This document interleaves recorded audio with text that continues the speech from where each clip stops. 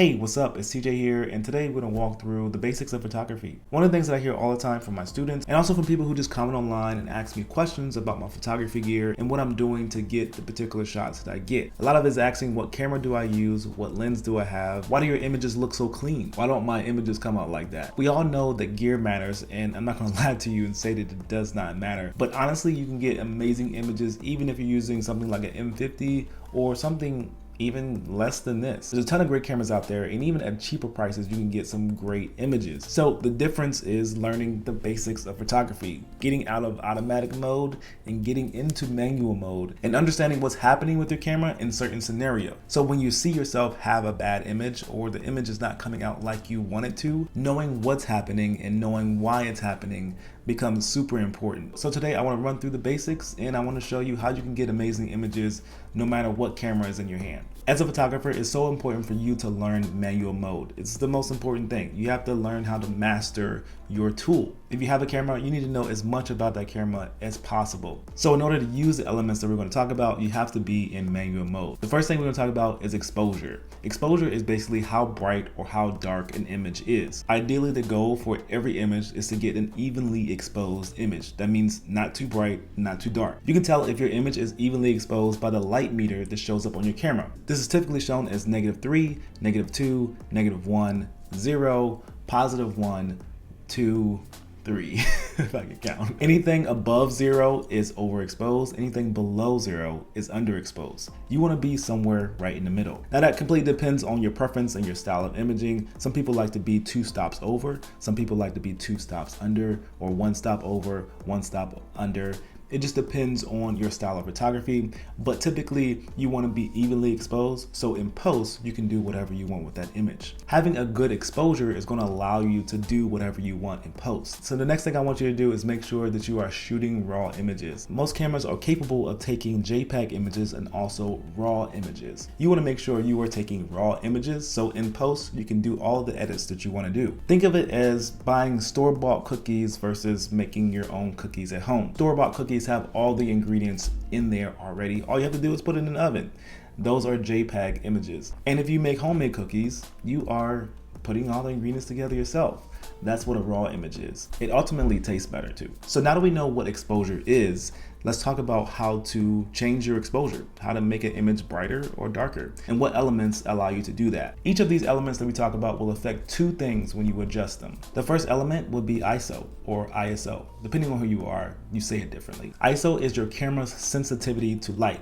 This is adjusted by the camera that you have. You will see ISO as 100, 200, 300, 400, 800, 1600, and 3200. The basis of this is the lower the ISO number, the darker the image. The higher the ISO number, the brighter the image. So if you have a dark image, you can raise your ISO. If you have a bright image, you can lower your ISO. So ISO affects the brightness or darkness of the image, but it also affects the noise and the grain of the image. The lower the ISO number, the less grain you will have in your image. The higher the ISO number, the more grain and the more artifacts you'll see in your image. So to have a crisp and sharp image, you want the ISO number to be as low as possible. Typically in an outdoor setting, your ISO number can be as low as 100 in the bright sunlight. Maybe in the evening or at sunset, your ISO may be at 400 or 800. Indoors, like a scenario like this, your ISO may be at 600 or 800 or even 1600, depending on how dark it is. So ISO affects 2 things, brightness of the image and the noise and the grain of the image. And you want to make sure that number is as low as possible depending on your scenario. The next element is aperture, and this is determined all by the lens that you have on your camera.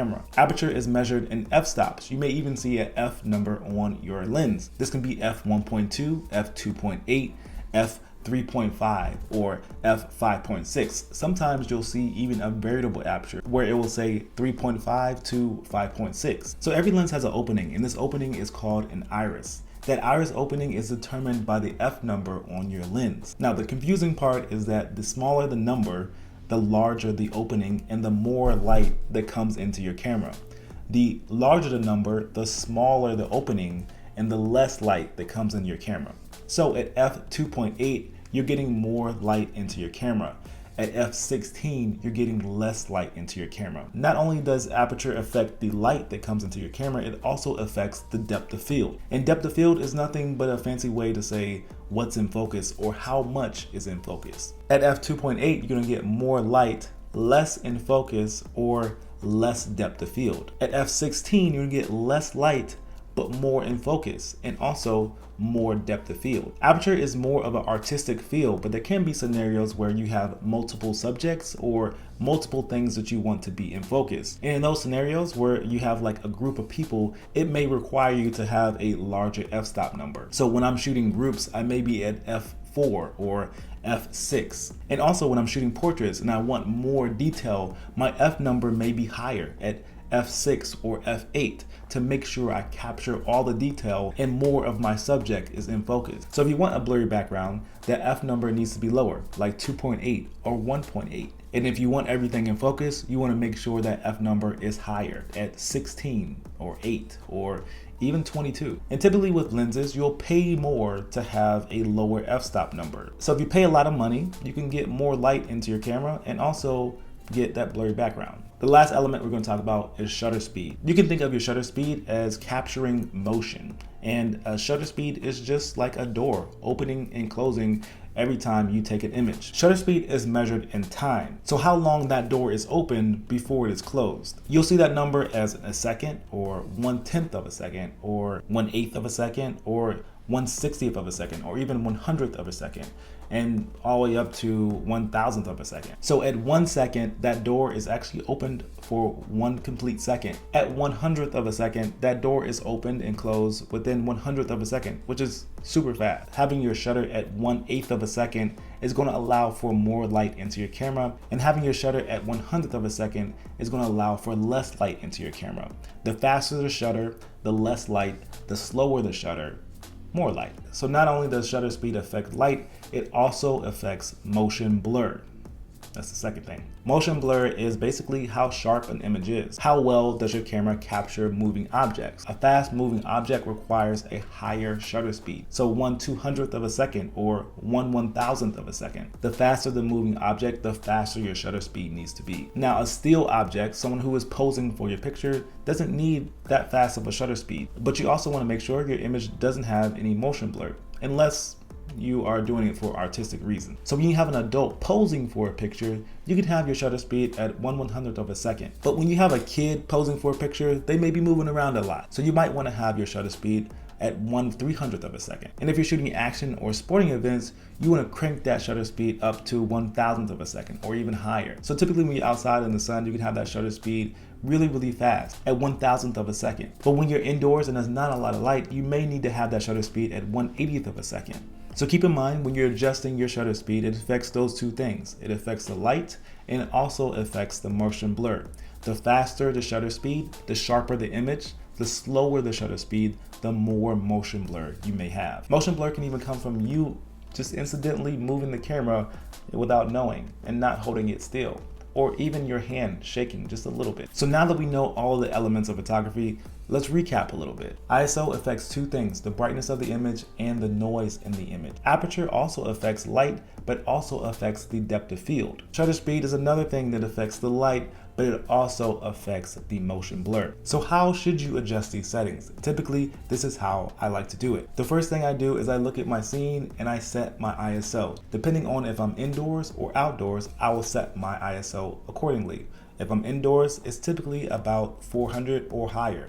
If I'm outdoors, it's typically 400 or lower. The next thing I do is set my aperture, and that depends on which lens I use. I actually may change my lens at this point to make sure I'm using a lens that has the right aperture. If I want a blurry background, I'll set that number as low as I possibly can, while making sure I'm getting everything I need to in focus. And the last thing I do is set my shutter speed, depending on if the person is moving a lot or not, or depending on if my subject is moving really fast or not. Also dependent on how much available light that I have. So when I'm shooting portraits, my shutter speed is typically over 100th of a second. And once I have all of that set, I take my test image. Now, that image may come out too bright or too dark. And depending on that, this is how I adjust my settings. If an image is too dark, the first thing I'll do is adjust my shutter speed. If it's too dark, that means my shutter speed needs to be slower. Just a little bit slower. And if that fixes it, That's okay. I'll go as low as I need to or as low as I can depending on that scenario.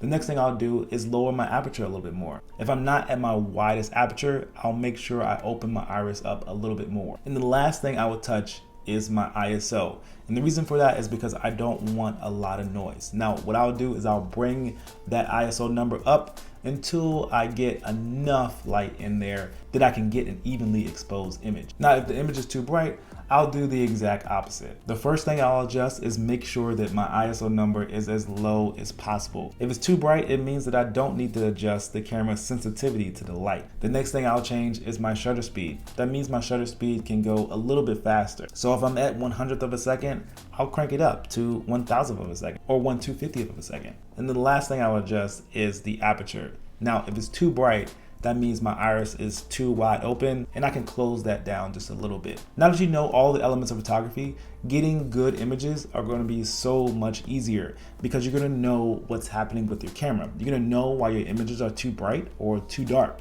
And you're going to know what elements affect what to make sure that image is the sharpest and the cleanest that it can be. Also, you're going to make sure that you're baking homemade cookies and using those raw photos. So now, no matter what lens you have, no matter what camera you have, you know how to get the best out of that camera depending on the scenario. All right, so that's all I have for you today. Let me know in the comments below if you have any questions, and go out there and just do more of what you love. I'll see you in the next video. Peace.